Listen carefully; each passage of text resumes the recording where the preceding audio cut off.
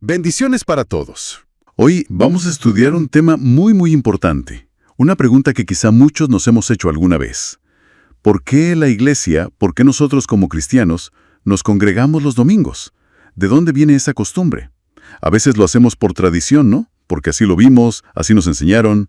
Pero, ¿cuál es el fundamento bíblico real?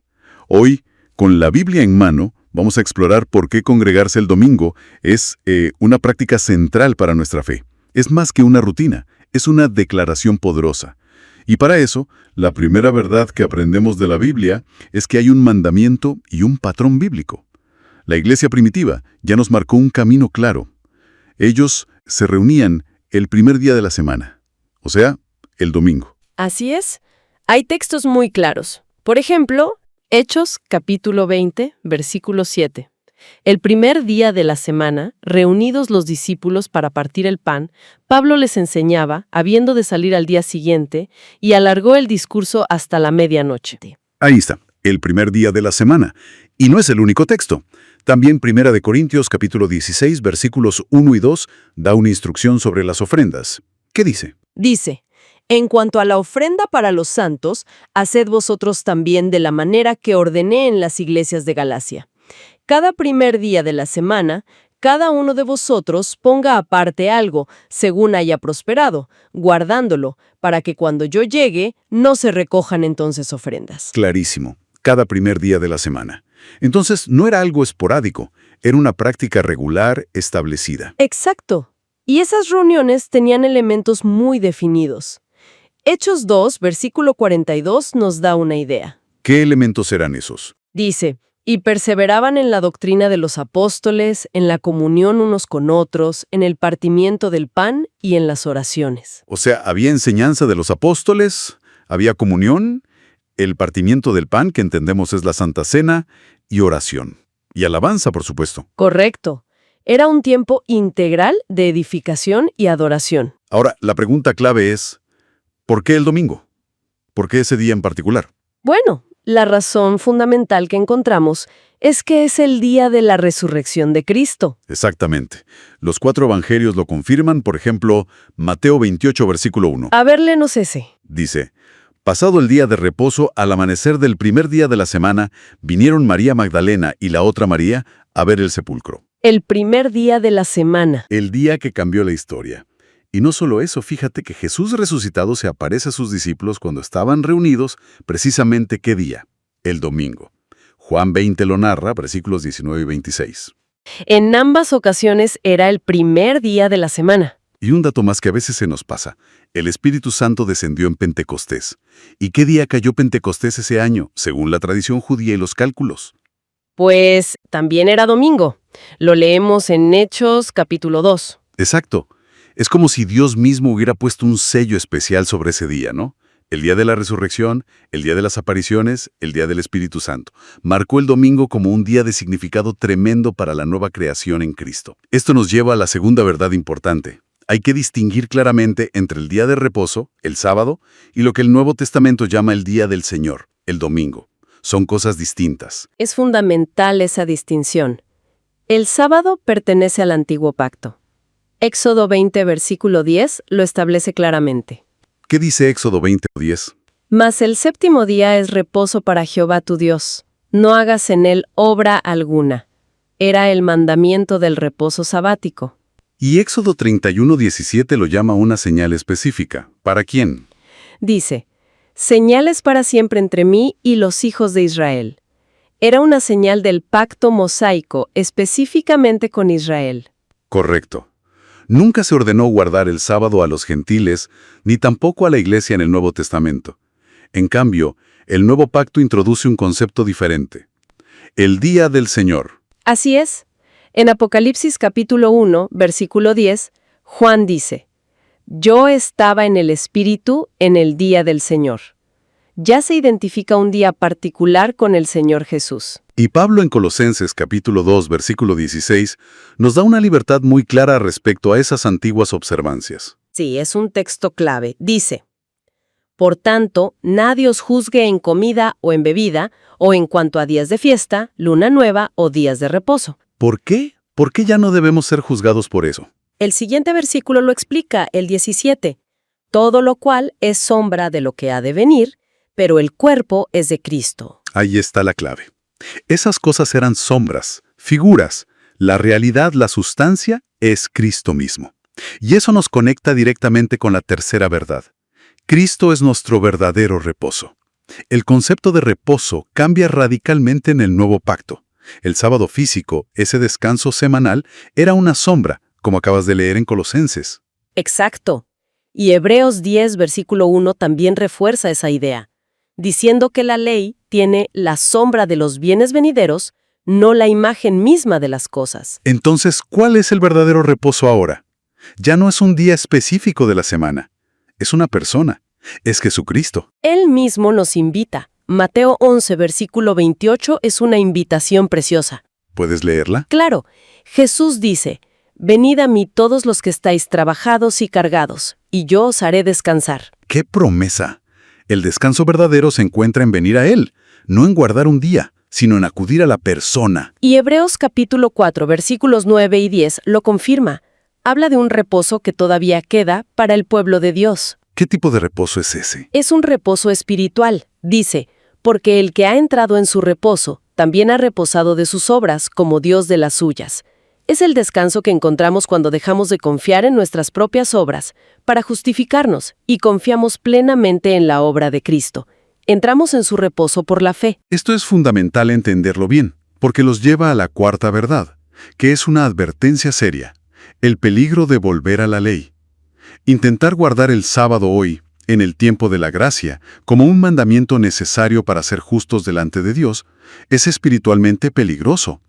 Es en esencia volver a la ley y, como consecuencia, rechazar la gracia de Cristo. Es fuerte, pero la Biblia es clara. Gálatas, capítulo 5, versículo 4, lanza una advertencia muy directa a los que intentaban justificarse guardando la ley. ¿Qué dice? Dice, «De Cristo os desligasteis los que por la ley os justificáis, de la gracia habéis caído». Es una afirmación muy seria. Serísima. Querer justificarse por la ley, incluyendo el guardar el sábado como obligación legal, significa separarse de la eficacia de Cristo y caer de la esfera de la gracia. Además, enseñar hoy que guardar el sábado es obligatorio para el cristiano es ignorar completamente la decisión que tomó la iglesia primitiva en el Concilio de Jerusalén. ¿Recuerdas? En Hechos 15. Claro, ahí se decidió específicamente no imponer la ley mosaica, incluyendo la circuncisión y por extensión el sábado, a los creyentes gentiles. Exacto. El principio es claro y lo resume Romanos 6:14. Pues no estáis bajo la ley, sino bajo la gracia. Insistir hoy en la obligatoriedad del sábado es en el fondo negar que la obra de Cristo en la cruz fue suficiente para nuestra salvación y justificación. Es poner un yugo que ni los apóstoles ni nuestros padres pudieron llevar, como dijo Pedro en ese mismo concilio. Muy bien. Entonces, para que quede bien clara la diferencia, hagamos un pequeño resumen comparativo, ¿te parece? Perfecto. Arranquemos con lo primero, el pacto. El día de reposo, el sábado, era una señal muy específica. Un sello del antiguo pacto que Dios hizo, pero ojo, únicamente con el pueblo de Israel. La Biblia es muy clara en esto. Exactamente. Si miramos en Éxodo capítulo 31, versículos 16 y 17, dice así: «Guardarán pues el día de reposo los hijos de Israel, celebrándolo por sus generaciones por pacto perpetuo. Señales para siempre entre mí y los hijos de Israel, porque en 6 días hizo Jehová los cielos y la tierra, y en el 7º día cesó y reposó». Fíjate cómo insiste, hijos de Israel, señal entre mí y los hijos de Israel. O sea, era algo muy de ellos, de ese pacto. Precisamente, una marca de identidad para Israel bajo ese pacto. Ahora, contrastemos. El domingo. Al domingo la Biblia lo llama el Día del Señor. Y este día, bueno, está ligado al nuevo pacto. Un pacto nuevo, sellado con la sangre de Cristo Jesús. Así es. Lucas, en su Evangelio, capítulo 22, versículo 20, recoge las palabras de Jesús en la última cena. De igual manera, después que hubo cenado, tomó la copa diciendo: «Esta copa es el nuevo pacto en mi sangre, que por vosotros se derrama». Es una transición poderosa, ¿no? La sangre de Cristo inaugura algo totalmente nuevo. Un pacto ya no solo para Israel, sino para todos los que creen. Totalmente. Y esto nos lleva, lógicamente, a la siguiente diferencia. ¿A quién se le dio cada día? La población. Como leímos, el día de reposo, el sábado, fue dado explícitamente a la nación de Israel. En cambio, el día del Señor, el domingo, es el día que la Iglesia de Cristo, que está formada por creyentes de todas las naciones, judíos y gentiles por igual, adoptó como su día principal de reunión. Y claro, el día específico es distinto. Sábado, séptimo día de la semana judía. Domingo, el primer día de la semana. Ahora, pensemos en el motivo. ¿Por qué uno y por qué el otro? El sábado miraba hacia atrás. Era un recordatorio de la creación. Lo vemos en los 10 mandamientos allá en Éxodo 20. Pero el domingo, el primer día, conmemora el evento central de nuestra fe, la resurrección de Jesucristo. Exacto. Juan, capítulo 20, versículo 1, es clave aquí. Dice, el primer día de la semana, María Magdalena fue de mañana, siendo aún oscuro, al sepulcro, y vio quitada la piedra del sepulcro. El primer día de la semana. La resurrección ocurrió en domingo. Por eso celebramos ese día, la victoria de Cristo sobre la muerte. Es el corazón del Evangelio. Claro. Y esa diferencia de motivo define también la naturaleza de cada día. El día de reposo funcionaba bajo la ley mosaica. Había reglas, estatutos que cumplir. Pero el día del Señor, el domingo, lo vivimos en la gracia. No es una carga legal, es una celebración gozosa. Nace de la vida nueva que tenemos en Cristo resucitado.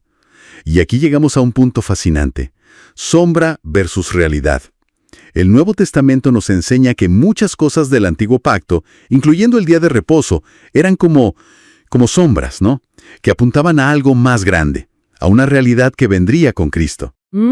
Colosenses capítulo 2 versículos 16 y 17 lo dice hermosamente. Leamos. Por tanto, nadie os juzgue en comida o en bebida o en cuanto a días de fiesta, luna nueva o días de reposo, todo lo cual es sombra de lo que ha de venir, pero el cuerpo es de Cristo.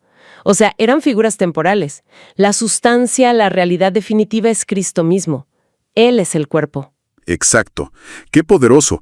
El reposo semanal era la sombra. Cristo es la realidad. Él es nuestro verdadero, nuestro definitivo reposo.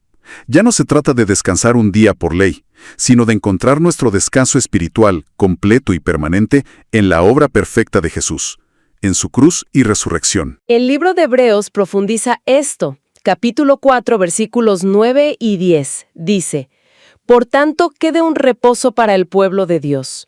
Porque el que ha entrado en su reposo también ha reposado de sus obras, como Dios de las suyas. Ese reposo ya no es un día de calendario, es una persona, Jesús. Hemos entrado en su reposo por la fe. Justamente. Y finalmente, hasta el nombre es distinto. El Antiguo Testamento siempre habla del día de reposo, refiriéndose al sábado. Pero el Nuevo Testamento introduce un término nuevo, especial para el día de reunión de los creyentes, el día del Señor. Sí, en Apocalipsis capítulo 1, versículo 10, el apóstol Juan lo usa. Escribe, yo estaba en el Espíritu en el día del Señor, y oí detrás de mí una gran voz como de trompeta. Vemos que ya temprano la Iglesia reconocía el domingo, día de la resurrección, con un nombre propio y una significación única. Entonces, si juntamos todas las piezas, el cuadro es claro. El día de reposo, sábado. Señal del antiguo pacto. Para Israel, bajo la ley, recordaba la creación. Era sombra de Cristo. Por otro lado, el día del Señor, domingo, pertenece al nuevo pacto.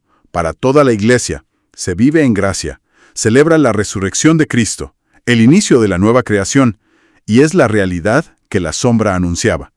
Cristo es nuestro reposo. Una diferencia clave y fundamental. Totalmente. Entender esto cambia nuestra perspectiva sobre por qué nos reunimos cada domingo.